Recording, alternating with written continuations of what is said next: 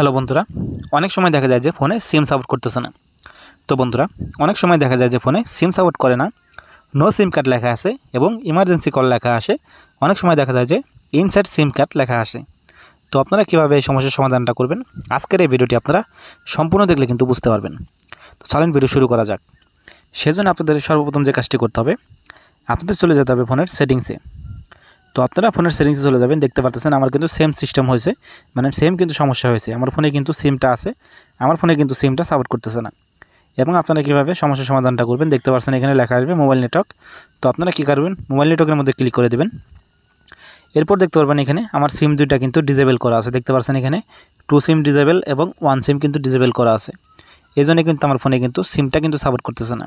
তো এখান থেকে আমি 1 সিমের মধ্যে চলে যাচ্ছি। এরপর দেখতে পাচ্ছেন এখানে কিন্তু ইনেবল নামে যে একটা বাটন আছে, এটা যদি আমি অন করে দিই তাহলে কিন্তু আমার ফোনের সিমটা কিন্তু সাপোর্ট করবে। দেখতে পাচ্ছেন এখান থেকে অন করে দিলাম। অন করে দেওয়ার সঙ্গে সঙ্গে দেখতে পাচ্ছেন আমার ফোনে কিন্তু 1 সিমটা কিন্তু ওপেন হয়ে যাবে। দেখতে পাচ্ছেন 1 সিমটা কিন্তু চালু হয়ে গেছে এবং দ্বিতীয় সিমটা আপনারা সেমভাবে চালু করে দেবেন। তো আপনাদের ফোনে যদি এই সমস্যাটা হয় তাহলে কী করবেন, আপনারা কিন্তু এই অপশনটা চালু করে দেবেন।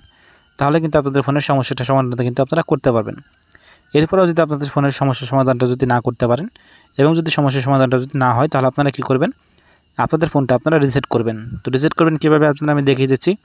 তো রিসেট করার জন্য আপনারা সার্চ বক্সে ক্লিক করবেন, এখানে আপনারা রিসেট লিখে সার্চ করবেন। তো আপনারা কী করবেন, এখান থেকে রিসেট লিখে সার্চ করবেন। দেখতে পারবেন এখানে একটা চলে আসবে রিসেট ফোন। তো আপনারা এখানে রিসেট ফোনে ক্লিক করবেন। এরপর দেখতে পাচ্ছেন এখানে লেখা আসে ইরেজ অল ডাটা। তো আপনারা ইরেজ অল ডাটাতে ক্লিক করবেন। এরপর আপনারা কী করবেন, আপনাদের ফোনটা রিসেট করে দেবেন। রিসেট করে দেওয়ার সমস্যা কিন্তু আপনাদের ফোনের যে সমস্যাটা ছিল, মানে সিমটা সাপোর্ট করতো না, সেই সমস্যার সমাধানটা কিন্তু আপনারা করতে পারবেন।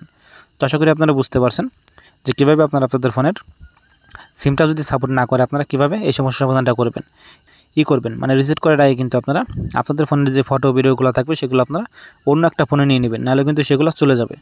তো আশা করি আপনারা বুঝতে পারছেন যে কীভাবে আপনারা আপনাদের ফোনটা যদি সিম যদি সাপোর্ট না করে কীভাবে আপনারা এই সমস্যার সমাধানটা করবেন।